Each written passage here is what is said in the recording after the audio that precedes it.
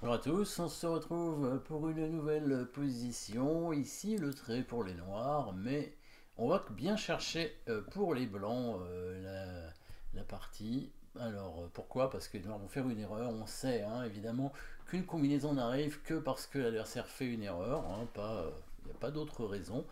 Et c'est ce qui va arriver ici, dans une position relativement équilibrée. Dame de tour, fou cavalier de chaque côté. Et 5 pions pour les blancs et pour les noirs. Donc ici, bon, les pièces blanches ont l'air quand même un peu plus actives. Mais les noirs auraient pu, par exemple, ramener leur fou en D6 pour chasser la dame. Sur le coup de dame ici, peut-être en C3 qui était peut-être le coup dangereux avec l'idée cavalier fils échec, il y aurait cette petite attaque à la découverte, échec, qui aurait permis au noir d'échanger le dangereux cavalier ici et d'obtenir une position à peu près équilibrée. Un autre coup possible serait d'avancer le pion F5 par exemple ici pour chasser la tour et sur un coup de tour par exemple en E6, le plus agressif, ce serait d'amener la dame en H4, assez actif aussi, dans l'idée d'éventuellement amener le cavalier ou la dame pour faire un échange et d'obtenir une position à peu près équilibrée. Dans la partie, les noirs vont pousser leur pion, mais d'une seule case. Et oui, une seule case. Et du coup, les blancs qui ont vu, qui ont vu une idée tactique ici, tout de suite, ils ont remarqué qu'il y avait un problème. Alors, pourquoi il a fait ça en avançant que d'une case? Bon, il voulait éviter que le cavalier vienne faire échec, certainement. Donc, il a voulu contrôler cette case avec la tour. Il aurait dû l'avancer de deux cases, évidemment, le pion. Souvent, c'est un bon coup d'ailleurs. Le coup F5, quand on est en position de défense, c'est un coup qui peut changer les choses, qui peut permettre de bien défendre la position. Mais une seule case ici n'était pas bon et vous avez trouvé. Et bien sûr, pourquoi?